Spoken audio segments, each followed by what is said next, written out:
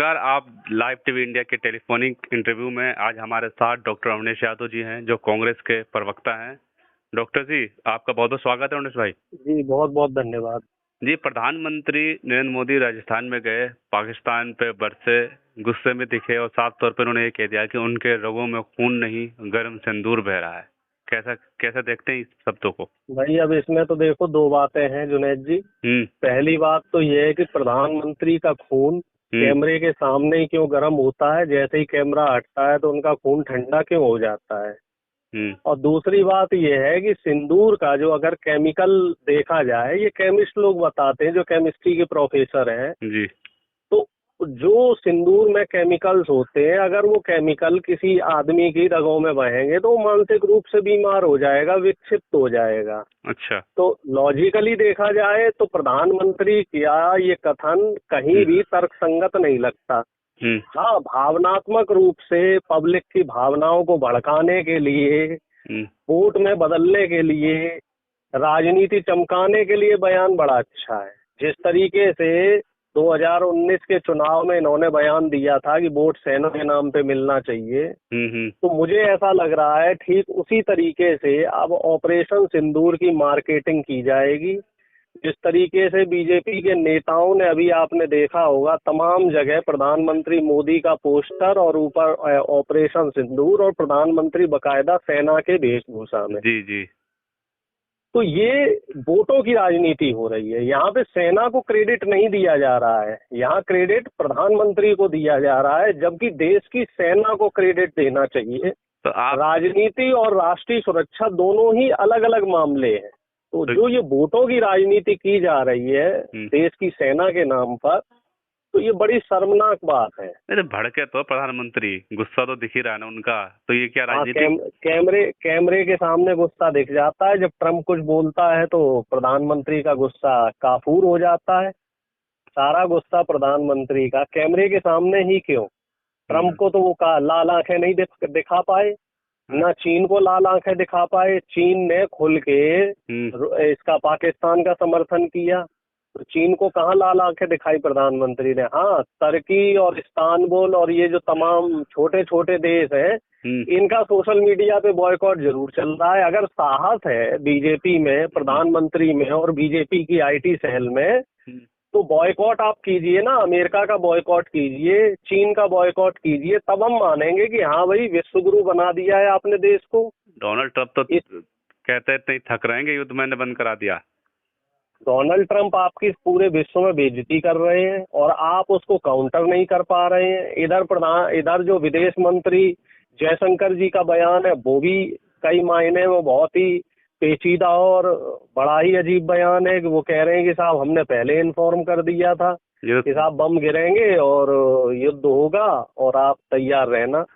ये तो भाई कहीं इस तरीके से युद्ध होते हैं? ये मेरे अल्फाज नहीं है, ये तो खुद जयशंकर जी के अल्फाज है, हमने भी सुना। हाँ, ये खुद उनका बयान है। अब हालांकि बीजेपी के लोग इस पे काउंटर करके कह रहे हैं कि आपने बनाया है। बताओ भाई, ये तो सुरक्षा, देश की सुरक्षा का सवाल खड़े होते हैं इस बयान पे। ये खुद उनके बयान है। इसमें ऐसी कोई भी एक बात नहीं है जो हमारी पार्टी की तरफ से कहीं अलग से जोड़ी गई हो। जो भी स्टेटमेंट्स आ रहे हैं वो प्रधानमंत्री, विदेश मंत्री, रक्षा मंत्री और गृह मंत्री के बयान आ रहे हैं। हम तो सिर्फ उन बयानों का हवाला दे के सवाल कर रहे हैं सरकार से कि भैया ये बताओ कि जब प्रधानमंत्री अमेरिका जाते हैं और ट्रम्प के नाम पे प्रचार करते हैं, तो अमेरिका हमारे समर्थन में क्यों नहीं खड़ा हुआ? अमेरिका हमें घुड़की दे रहा है कि हम व्यापार बंद कर देंगे अगर आपने युद्ध नहीं रोका तो। इसका तो सीधा मतलब है कि वो पाकिस्तान के साथ खड़ा है और आप अमेरिका के लिए वोट मांग रहे हैं। जयशंकर जी पाकिस्तान से इतनी दोस्ती निभा रहे हैं कि उन्हें फोन करके बता देते हैं कि साहब हम बम गिराने वाले हैं, तुम तैयार रहना। लेकिन गर्म सिंदूर तो पहुंच गया ना मोदी जी के नसों में। पता नहीं कहाँ पहुंचा है, नसों में पहुंचा है, कहीं उनके दिमाग पे असर तो नहीं कर रहा है भाई। ये बात जनता देखा कितने खुश हो गई ये बात सुनकर। ये भी एक सवाल होना चाहिए। ये जनता को सवाल करना चाहिए सरकार से, मीडिया को सरकार से सवाल करना चाहिए कि आखिर प्रधानमंत्री जो इस तरह की बयानबाजियां सिर्फ कैमरे के सामने देते हैं, तो जब विदेश नीति की बात होती है, कूटनीति की बात होती है, डिप्लोमेसी की बात होती है, तो प्रधानमंत्री शांत क्यों हो जाते हैं? बिल्कुल। लेकिन जनता देखा, जब उन्होंने बोला कि मैं जो खून है, खून नहीं गर्म सिंदूर है, जनता देखिए कितना खुश हो रही थी, तालियों पे गड़गड़ाहट सुनी आपने? भाई जनता को तो क्या है, डायलॉग मिलने चाहिए। अब इसी तरीके से तो मीम भी बन रहे हैं। मीम भी कुछ इस तरह के बन रहे हैं जिसमें फिल्मों के छोटे छोटे सीन काट के दिखाए जा रहे हैं, एक चुटकी सिंदूर, एक चुटकी संदूर, और उनको प्रधानमंत्री से जोड़ा जा रहा है। कुछ लोग तो यहाँ तक कह रहे हैं कि प्रधानमंत्री अभिनय कौशल में इतने पारंगत है कि उनको फिल्मों में काम करना चाहिए। लेकिन इसमें मेरा आपसे एक सवाल है, और आपके जरिए बीजेपी से एक सवाल है जी, कि जब इनके उप मुख्यमंत्री और इनके मंत्री सेना का अपमान करते हैं, सोफिया कुरैशी का अपमान करते हैं, और आप इतने देशभक्त हैं, तो प्रधानमंत्री जी उन लोगों पे कार्रवाई क्यों नहीं होती? विजय शाह पे कार्रवाई क्यों नहीं हो रही है? मध्य प्रदेश के उप मुख्यमंत्री पे कार्रवाई क्यों नहीं हो रही है? जी, उधर तो कार्रवाई नहीं हुई, लेकिन एक प्रोफेसर को तो जेल भेज दिया ना हरियाणा में। जो सवाल करेगा वो जेल जाएगा, और जो सेना का अपमान करेगा, देश का अपमान करेगा, उसको आप पुरस्कार देंगे। तो ये एक नीति ऐसी है प्रधानमंत्री की और बीजेपी की, जो खुद को कटघरे में खड़ा करती है। लेकिन जिस तरीके से यह बयान दिया, कहीं ना कहीं वो जो जिनके सिंदूर उजड़े, जिन बहन बेटियों के, उनके साथ मजाक नहीं है? लोग ये भी कह रहे हैं कि मजाक उड़ा रहे हैं उनका प्रधानमंत्री जी। प्रधानमंत्री तो इस समय अपनी मर्यादा भूल चुके हैं। उनको सिर्फ और सिर्फ राजनीति करनी है, और राजनीति भी क्या करनी है? वोट मांगने हैं, वोटों की राजनीति करनी है। बहन बेटियों का अपमान हो जाए, चाहे देश का अपमान हो जाए, चाहे देश की जनता का अपमान हो जाए, प्रधानमंत्री को उससे कोई लेना देना नहीं है। अब विपक्ष, सारा का सारा विपक्ष इस मुश्किल की घड़ी में आपके साथ था जी, लेकिन आपने एक भी सर्वदलीय बैठक नहीं बुलाई जिसमें आप सरकार साथ बैठ के बातचीत करते।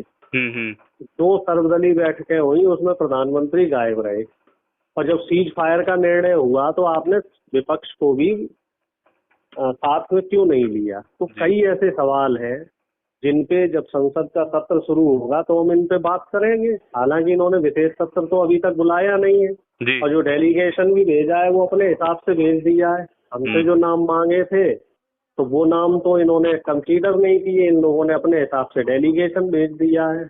तो सवाल है, और सवाल होंगे सरकार से। जब संसद का सत्र शुरू होगा तो सरकार से तीखे और कड़े सवाल होंगे। तो अब जो है ये, अब जो है, क्या लगता है कि चुनाव वोट मांग रही है? क्योंकि बिहार के राजनीति से लेकर जोड़ा जा रहा है, लगातार विपक्ष आरोप लगा रहा है कि ऐसे मुद्दों पे वोट या चुनाव में नहीं रहना चाहिए। लेकिन जिस हिसाब से पोस्टर दिख रहे हैं बिहार में, हमला होने के बाद बिहार में जनसभा हुई, कल फिर एक जनसभा हुई, और जो ये बयान आया कि सिंदूर हमारे रंगों में है, तो क्या लगता है इसे राजनीति कर रहे हैं प्रधानमंत्री या भारतीय जनता पार्टी? ये वोटों की राजनीति हो रही है, और ये कोई भी बच्चा बता देगा। राजनीतिक तो छोड़ दीजिए, कोई बच्चा भी बता देगा कि प्रधानमंत्री सिर्फ और सिर्फ वोटों की राजनीति कर रहे हैं, आपदा में अवसर ढूंढने का काम कर रहे हैं। और प्रधानमंत्री ने शर्म, हया और लिहाज और देश का सम्मान जी इस समय राजनीति के नीचे रख दिया है। इनके लिए राजनीति ऊपर है, इनके लिए सत्ता में रहना ऊपर है, इनके लिए चुनाव जीतना ऊपर है। इन्हें ना तो देश की जनता से कोई लेना देना है, ना इन्हें सेना के सम्मान की चिंता है, ना देश की बहन बेटियों की चिंता फिक्र है। प्रधानमंत्री, मुझे ऐसा लग रहा है कि उनको इस समय मनोचिकित्सक की जरूरत है, और खास तौर से पूरी जो बीजेपी पार्टी है वो सत्ता के नशे में इस समय इतनी मगरूर हो गई है कि इन लोगों को थोड़ा सा, मुझे लग रहा है कि राजनीति से इतर होकर भी सोचना चाहिए। जनता भी तो साथ दे रही है ना, लगातार जनता वाह वाह कर रही है, वाह मोदी जी वाह, हमें गर्व है मोदी जी पे, मोदी जी ने ऐसा कर दिया। ये लगातार भीड़, आप भी ट्विटर पर पढ़ रहे होंगे, फेसबुक पे देख रहे होंगे। अगर जनता साथ दे रही होती जुनैद जी, तो प्रधानमंत्री 240 सीटों पे नहीं रुकते। अगर जनता साथ दे रही होती तो जम्मू कश्मीर में इनकी सरकार होती। 370 का इन्होंने ढिंढोरा पीटा था, लेकिन फिर भी ये सरकार नहीं बना पाए। जी। अगर मीडिया 2 दिन इस खबर को चला दे तो पूरा देश जान जाएगा। अपने आप में बहुत बड़ी खबर है कि 370 हटाने के बाद भी प्रधानमंत्री और सरकार नहीं बना पाए। झारखंड आपने देखा, पूरा शासन प्रशासन सब कुछ लगा लिया इन्होंने, धन बल सब कुछ, लेकिन झारखंड में ये सरकार नहीं बना पाए। हेमंत सोरेन जी की नेतृत्व में इंडिया गठबंधन की सरकार रिपीट हुई। तो ये भी अपने आप में सवाल है। ऐसा नहीं है कि आप कह रहे हो कि साहब मोदी का मैजिक चल रहा है, मैजिक वैजिक कुछ नहीं चल रहा है। बस ये है कि मीडिया सिर्फ एक तरफा चीजें दिखा रहा है। मीडिया ये तो दिखा देता है हरियाणा जीत गए, लेकिन ये नहीं दिखाता कि जम्मू कश्मीर हार गए। मीडिया ये तो दिखा देता है कि महाराष्ट्र जीत गए, लेकिन ये नहीं दिखाता है कि आप झारखंड हार गए। तो मीडिया का जो ये नरेशन चल रहा है, इस नरेशन की वजह से ही कई बार क्या होता है कि जनता भ्रमित हो जाती है। जी। एक सवाल ऐसा है कि जिस तरीके से हालांकि देश की जो जनता है, अगर बिहार में चुनाव में अगर इसी मुद्दे पे जो प्लेटफॉर्म तैयार किया है भारतीय जनता पार्टी ने, कहीं ना कहीं लग रहा है कि चुनाव अब इसी मुद्दे पर होगा, ऑपरेशन सिंदूर के बारे में बोला जाएगा। देखो साहब, बिहार में मुद्दा सामाजिक न्याय का ही रहेगा, क्योंकि बिहार की जनता बहुत समझदार है। बिहार की नस नस में राजनीति है। राजनीति बिहार से ही शुरू होती है। राजनीतिक रूप से अगर सबसे देखा जाए जागरूक राज्य तो वो बिहार है। और ये आने वाले दिनों में देखने वाली बात रहेगी कि बीजेपी और प्रधानमंत्री बिहार चुनाव को लेकर अपना राजनीति का स्तर कितना गिराएंगे। अभी आपने देखा बिहार में राहुल गांधी जी ने दरभंगा में एक अंबेडकर हॉस्टल में दलित और आदिवासी और पिछड़े छात्रों से मिलने की कोशिश करी थी, जिसको बीजेपी ने रोकना चाहा। FIR भी दर्ज की शायद राहुल गांधी उस मामले में। हाँ, FIR भी दर्ज की। तो आप देख लीजिए किस तरीके से ये विपक्ष के नेताओं को, खास तौर से नेता विपक्ष को मिलने ही नहीं देना चाहते हैं, जनता से संवाद ही नहीं करने देना चाहते हैं। पूरी की पूरी तानाशाही लगाई हुई है। लेकिन जनता जनार्दन है और हमें पूरी उम्मीद है कि जनता इस बार, जो बिहार की महान जनता है, वो इन्हें सबक जरूर सिखाएगी। फिर लास्ट में व्यंग भी नहीं समझता, आप प्रोफेसर हैं, क्या किसी के खून में सिंदूर डाल सकते हैं? अगर वैज्ञानिक बात किया जाए, मनोबुद्धि से बात की जाए, नॉर्मल बात की जाए तो वैज्ञानिक रूप से तो ये संभव ही नहीं है जी। अगर खून में आप सिंदूर डालेंगे तो मानसिक रूप से पागल हो जाएंगे, विक्षिप्त हो जाएंगे। ये व्यंग मारा प्रधानमंत्री जी ने या भावना में बोल गए? ये भावनात्मक रूप से इन्होंने सोच समझ के बोला है, जिससे कि देश की जनता की भावनाओं के साथ ये खेल सके। इनकी स्क्रिप्ट तैयार की गई और सोच समझ के स्क्रिप्ट लिखी गई है। इनसे जनता की भावनाओं से खेलने में पहले भी ये माहिर रहे और अभी भी खेल रहे हैं और आगे भी ये जनता की भावनाओं से ही खिलवाड़ करते रहे हैं। बोलने के बाद थोड़ी देर देखा आपने वीडियो, चुप हो गए और लोगों का रिएक्शन देखते रहे। वो रिएक्शन देख रहे थे। बोलने के बाद वो ये जानना चाह रहे थे कि जनता का रिएक्शन क्या रहेगा। और वहाँ वो जनता जनता पहुंची, आम जनता नहीं थी वो जी, वो बीजेपी द्वारा लाई गई जनता थी।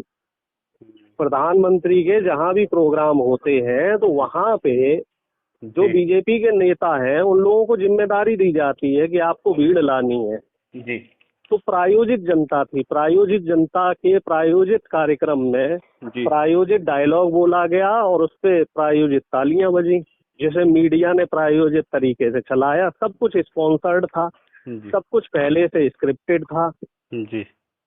तो बस ये है कि जनता के बीच में मीडिया ने एक नरेशन बना दिया। वाह जी, मोदी जी ने एक मास्टर स्ट्रोक मार दिया कि मोदी जी की रगों में सिंदूर बह रहा है।